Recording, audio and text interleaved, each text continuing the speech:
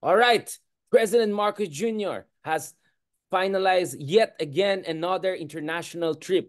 Medyo humahabol na sa kota ko yung medyo palakihan kami ng mileage. Joke lang. Like, speaking of which, right? Speaking of which, this looked like a very productive trip to me, no? Kasi ahead of the trip, I wrote a lot of things about sana hindi ito purong boots and bases.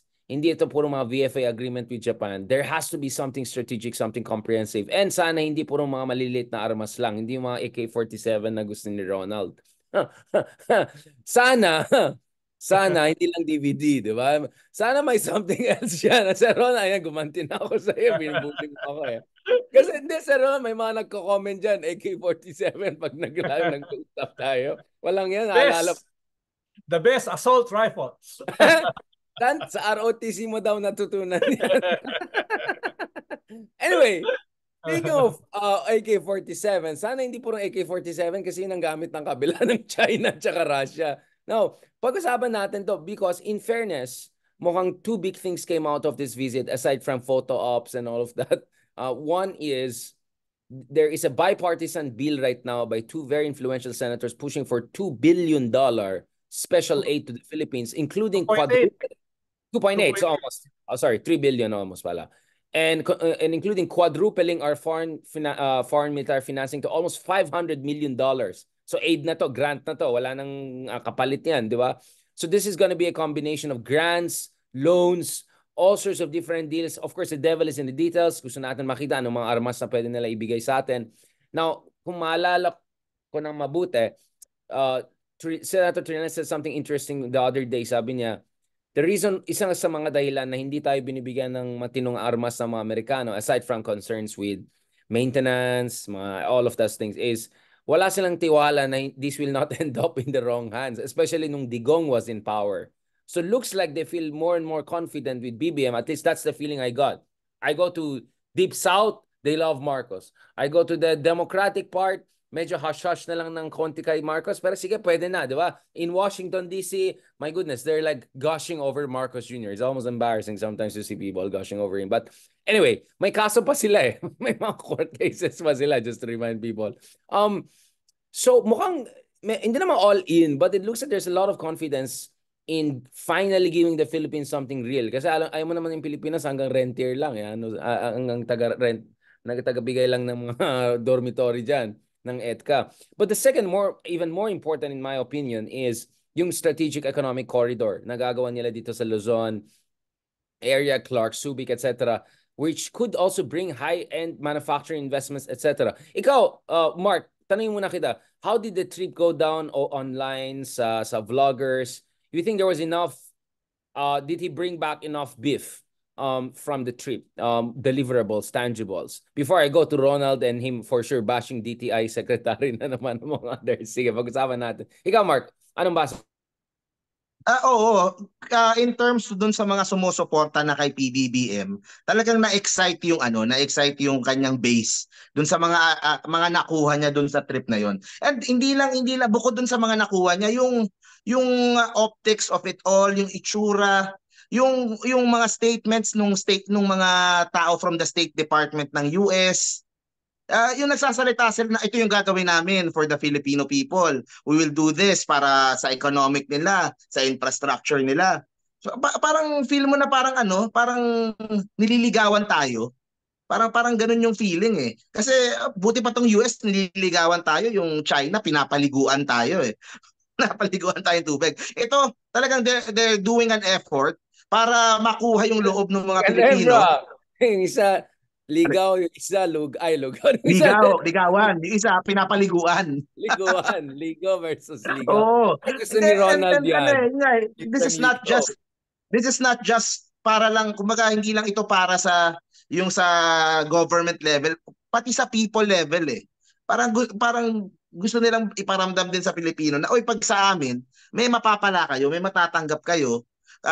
Parang ang tingin ko parang bunso tayo. May Japan, may US, tas even Australia. Tas parang kasama yung Pilipinas, tas parang bunso na parang siya yung inaalagaan. O bunso, ano bang kailangan mo? Kailangan mo ng armas, o ito. Kailangan mo ng bagong mga investment, o ito. So ganun yung impression na nabubuo online doon sa base mismo ni Marcos. So maganda yung ano talaga. Yung sa kabilang side, ang pinapansin nila, yung parang hindi daw parang state dinner o pat si Japan daw ganito yung ginawa. Ang babaw Kasi nga nga, nung official visit, working visit lang. Yung isa state visit, itong mga syunga na to, hindi sila nag-google ng ayun difference. yun ang pilit nilang yun ang Yan pilit ang nilang jacket na may infographics ng difference ng state visit, difference ng official visit. Ayan na naman. Alam ko, kilala ko yung isa dyan na kunyari may survey agency pa. Sige lang. yun. Ayan na, And lastly na-warm na up lang na si yung sa Ronald. Luzon Economic Corridor. Oh, Ang i-vlog natin yan. nakaka-excite pakinggan eh. Siyempre yung detalye yung malalaman natin next month doon sa Indo-Pacific meeting. Oo. Um Ikaw ba Richard, gusto ko ding matanong what can we expect at the very least from this? Anong mga sectors yung tatamaan? Pagagandahin ba yung mga ports natin? Pagagandahin ba yung mga tren natin? Ang isang sinasabi ko sa vlog yung sa semiconductor industry eh. Yun kasi alam ko importante talaga sa US kasi pag may nangyari sa Taiwan, tatamaan sila eh. So importante na ma-develop natin dito yung Ay, semiconductor Mark, and nagpapasa ka ng Haydarian articles, Char. yun. Parang alam ko sinong binasa mo dyan. Joke Hindi, lang. what can we do ba? Ano ba pwede nilang gawin para kasi I checked the numbers din. Ang semiconductor industry sa Pilipinas was $6 billion, parang ganon, below. I think yung sa Taiwan is magkano 120. Sila Yeah. yung 20% ng buong semiconductor industry. So kahit madoble, triple, times 5 lang yung semiconductor, ang laking difference na ilang trabaho na yan, ilang ano na yan. So ano ba ang mga tangible na pwede nilang gawin in the near and medium term pagdating dito sa Luzon Economic Corridor sa Yeah. estimating? Thanks, Mark. I'll give a short answer and I'll go dun sa big R, bigger, longer answer ni Ronaldo. No, ito. For me, TSMC and Taiwan is gonna dominate the high-end production. Medyo hindi natin kaya gawin yan. Yung mga BMW Benz level. They dominate 90% of the production. Some of that they're gonna shift to Japan because Japan just launched a $60 billion semiconductor project. And TSMC of Taiwan is coming getting involved. Ang sinabi sa akin ng mga Taiwanese, mga nag-advise sa kanilang gobyerno is, baka pwede tayo more in packaging and design. So medyo mid-level tayo. And ako coming from Baguio, involved kami sa Texas Instrument na matagal. So it's not like we don't have any experience in doing some of the legit semiconductor or electronic products. So you're right. I think our total electronic exports was around $40 billion the other year. So hindi tayo pitsugin na bansa. Ang challenge lang, paano tayo ma-involve? Ang tawag dyan, high value added. No? Paano tayo umakyat dun sa production chain na hindi lang yung mga simple lang ginagawa natin, medyo umakyat tayo. So I think that will be the challenge. Now, Ronald, I'm sure we will say something or two. Yes, may problema tayo sa electricity cost, sa infrastructure cost. So I think ang plano dito is not to fix the entire Philippines. Halos there was no mention of Mindanao. But it's at least we fix the most developed parts of the Philippines para the port facility can accommodate more high-end trade, para the roads are a little bit better. Maybe there'll also be special deals whereby dun sa special economic zone, mas murang electricity. Kasi ang mahal na electricity natin on normal rate. But in special economic zones, you can get a preferential electricity cost, utility cost. So there could be that kind of a incubated industrial zones na matagal natin inasam-asam na hindi dumating. Pero ngayon kasi kailangan ng Pilipinas. And I'm sure BBM's told them, guys, bumababa yung approval ko. Hindi medyo matino yung economy namin. I need to show something. You need to help me to help you, my man. Help me, help you. Parang ganun. I think may mga ganun na conversation. Then again, ako, you're right. The devil's in the details. I want to wait. But I think I'm a little bit more optimistic than usual that some good things are gonna come. I'm not sure how big, but some good things are gonna come because na-realize na tama yung ginawa ni BBM. Baka binabasa tayo na kinonek ang national security sa strategic economic investments. Pag sinama mo yung dalawa na yan, may laban ng Pilipinas. Pero kung infrastructure, rule of law, ganun, medyo wala tayong laban. Pero Sir Ronald, go ahead, bash mo na yung DTI. Tsaka yung $100 billion daw. I don't believe there'll be $100 billion. But siguro a few $billion of good investments will come in and that's good enough for Yes. Una ay very historic itong trilateral na ito. Dahil, halimbawa, yung Japan at US, ko na yan 2-5 na yan Very common na yan No? Yung US, Australia, common na yan Pero yung trilateral, dalawang superpower, dalawang economic powerhouse, isinama yung isang middle level or below middle level power sa ganung kasing trilateral, ay syempre malaki yung pakinabang diyan in terms of imagery ni BBM, no? Yung pinahalagahan siya, no? In spite nung sinasabi ng mga state dinner na 21 gun salute, no? Yung mga incremental na mga hindi naman mahalaga, no? Pero yun yung una.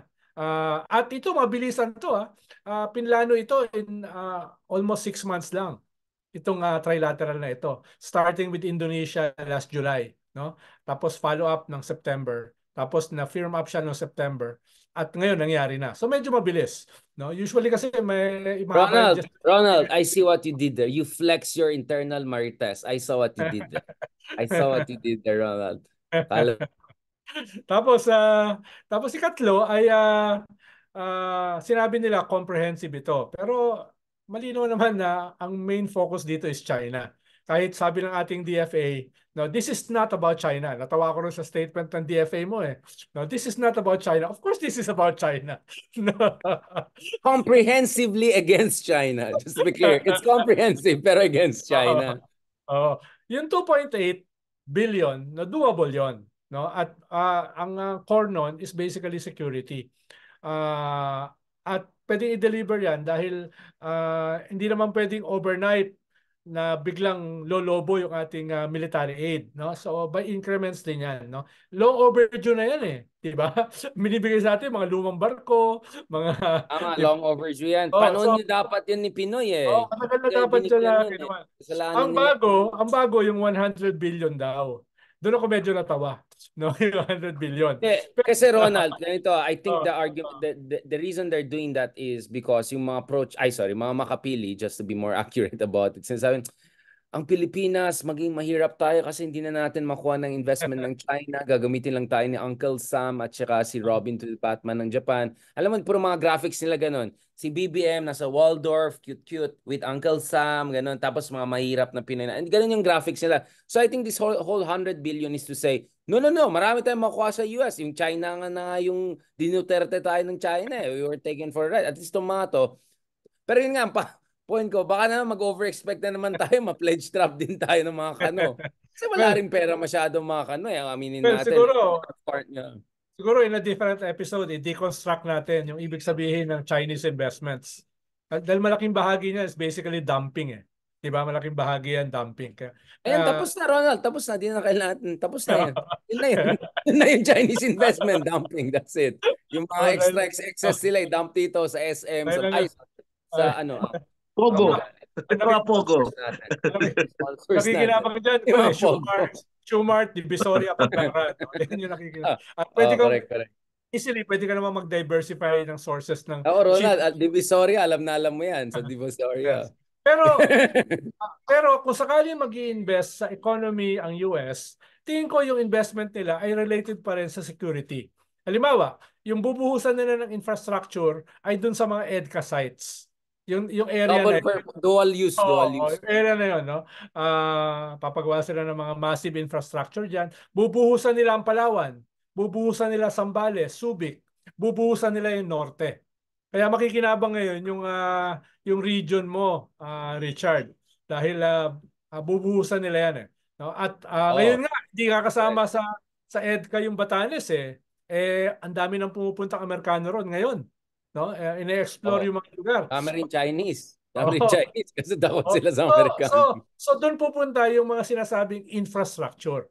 No, yan yung ibang mga negosyo, kung ang measurement natin yung talagang foreign direct investment, medyo matumal yan. Kung titignan natin yung visit ni Secretary Raimundo, no, nung nakaraang buwan, yung Secretary of Trade and Industry ng US, dapat 200 businessmen yung dala niya eh. Ang dumating 30. Tapos kasama pa si Apple the App doon sa mga 30 na yon. No? At karamihan tatamaan mo naman hindi tayo secretary. Tapos karamihan doon sa investment ay hindi direct investment. Hindi direct. So, nagdududa ako kung talagang papasok sila strongly sa FDI. Dahil nga, yun lagi natin pinag-uusapan, comparative advantage comparative advantage, comparative advantage. Kaya maganda yung sinasabi ni Mark, yung semiconductors. Pero pabagsak ang ating educational system eh. No? Hindi pa scale up eh. No? Kailangan mo ng maayos na educational system para pasukan tayo sa high value, high-end businesses. No? Halimbawa, ang Singapore, to some extent Malaysia, pataas yung kanilang yung kanilang environmental atmosphere, yung kanilang economic atmosphere. Pumupunta na sila sa high level na manufacturing eh. Tayo, nandun pa lang tayo sa basic, hirap pa eh. No? So, kailangan sabayan yan ng increase ng ating educational wherewithal, educational capacity. No? Ibig sabihin, kailangan galingan yung ilalagay na Secretary of Education. No? Ayan, hindi na dito. Sabi ko may tatamaan tong secret. Kasi si Ron, alam mo Mark, may plano to magkabinete. May pinapaalis siya ng 1 taon na, 2 taon na yung DTI. Ronald, baka naman ibang bibigay ng positions tayo. Baka mabakant chief of staff. Mauna ka, susundan kita. No? Ayan. Thank you so much. Tapos pahuli. Yung, sorry. Hindi pa tapos. May pahabol pa. Sige lang, sir. Yung panghuli, bago ko makalimutan, dahil sabi kasi ng DTI, may pumasok na 14 billion na dollars na investment. $14 billion na pumasok na raw, sabi ng DTI Secretary. Tapos lumabas. Tapos nag-backdoor. Baka kailangan lang niya nilinawin. Saan pumasok? Ano yun? No? Anong lugar? Anong industry?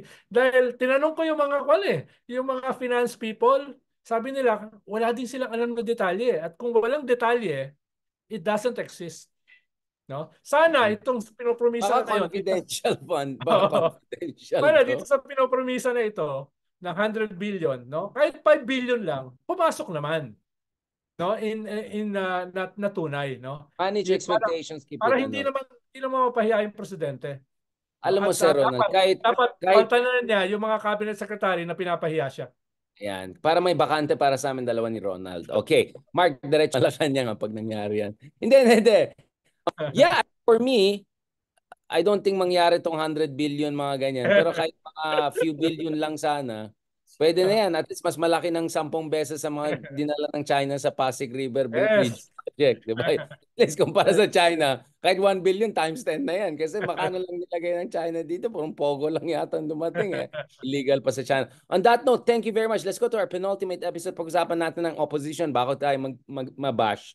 Kasi binukit na Ronald yung plano natin sa Malacanang. Dinamay pa natin ito si Mark Gamboa na napaka-independent vlogger. Alright, thank you very much guys.